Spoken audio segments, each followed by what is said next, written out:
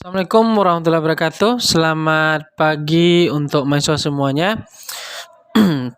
Apa kabarnya pada hari ini? Semoga rekan-rekan semuanya masih diberikan kesehatan, kekuatan sehingga dapat belajar pada kesempatan kali ini. Oke, pada kesempatan kali ini kita akan bicara tentang insting, experience, habit in translation ya. Jadi kita akan bicara bagaimana ini pengaruh insting ya, insting, pengalaman dan kebiasaan ya. Jadi nanti kita akan mencoba melihat apakah insting kita itu berpengaruh enggak terhadap terjemahan. Apakah pengalaman kita itu berpengaruh enggak pada sebuah terjemahan. Dan kebiasaan itu pengaruh enggak? Nah, itu nanti akan kita coba hubungkan bagaimana hubungan nanti antara insting, pengalaman dan habit atau kebiasaan ya dalam proses penerjemahan. Baik, kita mulai. Jadi kalau kita bicara tentang proses translation itu sendiri,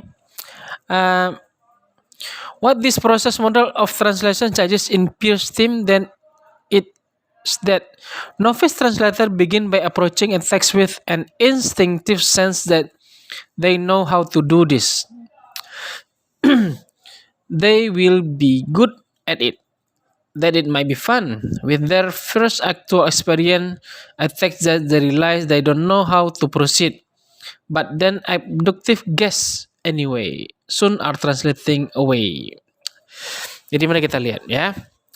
Jadi pada poin ini dia mengatakan, jadi proses atau model proses penerjemahan itu yang berdasarkan dari teori Peirce, dia mengatakan bahwasanya novice translator, yaitu hampir sama dengan pemula ya, dengan pemula ini mengatakan bahwasanya kalau tentang penerjemah pemula itu ketika dia mulai menemukan atau mulai mendapatkan sebuah teks, maka nanti dia akan mulai menggunakan yang namanya instingnya. Nah, apa itu insting? Nalurinya. Nah, nalurinya ketika dia melihat teks terjemahan itu. Nah, digunakan instingnya. Jadi nanti dia akan menggunakan instingnya itu untuk mengerjakan bagaimana cara menerjemah dan bagaimana cara mereka menerjemahkannya itu. Apakah itu akan menyenangkan bagi mereka atau tidak? Jadi inilah hal yang pertama kali dirasakan oleh penerjemah pemula gitu ya. Jadi bisa saja mereka senang mengerjakannya ketika mereka mendapatkan teks itu, atau mereka menjadi stres. Nah, tergantung dari kondisi mereka itu sendiri. With their first actual experience of a text, they realize they don't know how to proceed. Nah, bisa saja nanti dengan pengalaman dulunya itu, mereka menyadari bahwasanya mereka tidak tahu caranya menerjemah. Jadi ketika kita mendapatkan teks, mungkin teks itu berbeda dari apa yang kita biasa kerjakan atau biasa kita terjemahkan, maka nanti abductive guess away anyway. Jadi kita kemungkinan besar akan melakukan yang namanya menerka, menebak. Nah gitu ya. Kita akan meneka atau menebak apa atau bagaimana cara menerjemah dari teks yang akan kita terjemahkan itu. Soon are translating away. Jadi langsung kita terjemahkan. Oke? Nah, dari poin ini bisa kita lihat bahwasanya jadi insting kita lah yang pertama kali dulu kalau boleh kasarnya memaksa diri kita untuk menerjemahkan sebuah teks itu ya. Jadi insting kita itulah yang mempengaruhi kita untuk menerjemahkan. Setelah itu kita mulai, maka pengalaman penerjemahan kita itu yang mempengaruhi kita. Sehingga nanti itu akan memudahkan kita untuk melakukan penerjemahan. Learning inductively as they go, Setelah kita melakukan adaptif dan induktif ini kita akan bahas pada meeting selanjutnya. Learning induktif, jadi kita lakukan penerjemahan secara induktif yaitu dengan trial error. Jadi setelah kita lakukan penerjemahan, kita coba dan kita lihat trial and error apakah betul atau salahnya. Bisa saja nanti kita akan making mistake, akan melakukan kesalahan dalam proses penerjemahan, atau learning from the mistake, bisa juga nanti kita akan belajar dari kesalahan itu. Dan setelah itu baru nanti kita akan gradually deduce pattern dan akan menghasilkan pola dan aturan yang membantu kita untuk menerjemahkan secara cepat dan lebih efektif. Ya. Nah, eventually this pattern and regularities become habit, a second nature.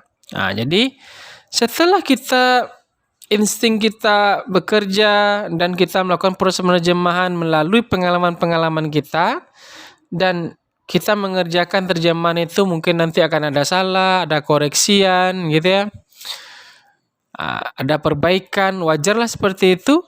Maka nanti perbaikan ataupun pengalaman-pengalaman tadi itu akan menjadikan sebuah habit, kebiasaan bagi kita. Kebiasaan kita dalam proses penerjemahan. Jadi ketika kita mendapatkan teks seperti itu, maka kebiasaan-kebiasaan menerjemah tadi itu akan mempengaruhi kita dalam proses penerjemahan. Nah gitu ya. Are incorporated into subliminal activity which they are only occasionally aware. Jadi kapanpun nanti kita akan melakukan proses penerjemahan, baik itu insting, baik itu dia pengalaman, maupun habit, nanti dia akan seperti roda yang berputar. Dia akan putar terus-terus ya. Jadi dimulai dari insting, masuk ke pengalaman, menjadi habit. Setelah dia habit, nanti dia akan masuk kepada lagi insting, pengalaman, habit. Seperti itu putaran rodanya terus. Sampai kita pada level mahir nanti itu ya. Oke. Mari kita lihat apa yang namanya insting itu ya. Jadi translation process itu ada insting, experience, dan habit. Mari kita lihat atau kita bahas satu persatu. Insting itu dimulai dengan blind, kebutaan. Maksudnya bukan buta mata ya. Buta itu artinya memang kita tidak tahu dengan apapun ya, dengan topiknya mungkin, bidangnya, kosakatanya, temanya. Kita memang tidak tahu dengan apa bahan yang akan kita terjemahkan itu. Setelah itu kita akan masuk ke dengan intuitif. Intuisi kita akan mulai berjalan ya. Intuisi kita akan mulai menerka-nerka, menebak-nebak kira-kira apa ini, apa yang cocok terjemahannya. Kita mulai menerka-nerka apa kamus yang bagus gitu ya, apa kira-kira terjemahannya, mana pasangan yang tepat, gitu ya. Setelah itu ada instinctive sense in language, masuk juga nanti kepada insting dia lagi. Kalau sudah masuk intuisi, masuk kepada level insting. Dan setelah itu dia akan masuk kepada word and syntactic structure. Nanti baru dia akan menghasilkan kata. Jadi ketika insting kita jalan dan juga intuisi kita jalan, nanti dalam otak kita sebenarnya dia sudah menghasilkan sesuatu. Gitu ya. Dia sudah menghasilkan sesuatu dalam otak kita sebenarnya. Tinggal bagaimana bagi kita untuk menuliskannya ya. Selanjutnya ada namanya experience. Experience itu artinya pengalaman ya. Translating words, phrases, moving back and forth between two languages, feeling similarities and dissimilarities. Artinya pengalaman itu apa? Pengalaman-pengalaman yang sudah kita lakukan dari berbagai macam proses penerjemahan, berbagai macam teks, berbagai macam teknik kita gunakan, berbagai macam metode. Jadi pengalaman-pengalaman tadi itu mempengaruhi cara kita dalam bekerja, gitu ya. Kalau biasanya kita menggunakan manual, kalau misalnya kita sudah belajar tentang penggunaan teknologi, maka pengalaman penggunaan teknologi itu nanti akan bantu kita dalam penerjemahan, gitu ya. Jadi pengalaman-pengalaman itu sebenarnya berasal dari insting kita, gitu ya. Selanjutnya baru dia sampai kepada level habit. Kalau sudah sampai dia pada level habit, Find solution for the problem face and let him to translate more rapid and effective. Jadi kalau sudah sampai dia kepada habit, kepada suatu kebiasaan, maka menerjemah itu dia akan cepat dan efektif. Sama dengan ketika kita membawa mobil ya, mobil. Jadi kalau kita sudah awal-awal kita bawa mobil mungkin cemas kita ya. Kita lihat spion di kiri, kanan ya. Lari kita mungkin 10 atau 20 ya. Lambat-lambat kita. Kalau ada mobil depan kita mengerem cepat-cepat ya. Itu kalau kita belajar atau pemula bawa mobil. Tapi coba ketika kita sudah menjadi kalau kita masuk ke level experience-nya, mungkin kita sudah mendapatkan pengalaman. Misalnya kalau ada motor depan berapa jarak remnya gitu ya. Kalau giginya bagaimana cara pindahnya. Bagaimana cara menggunakan manual, bagaimana cara menggunakan pneumatik. Pengalaman-pengalaman itu nanti akan berpengaruh dia sampai ke level habit. Kalau sudah levelnya habit, ketika kita menjadi levelnya habit dalam membawa mobil, kadang-kadang bawa mobil itu kita hanya sebelah tangan saja kita pegang itu setir ya. Tidak perlu harus dua belah tangan.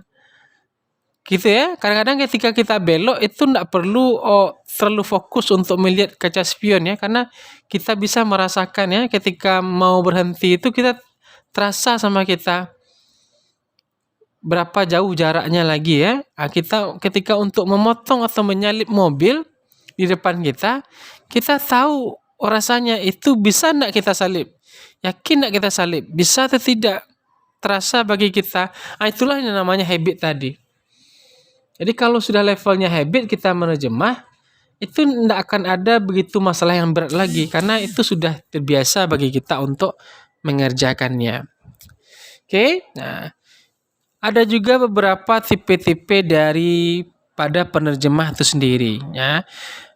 Penerjemah itu yang pertama itu profesional standar lah ya. Jadi ada professional translator namanya. Professional translator itu apa maksudnya?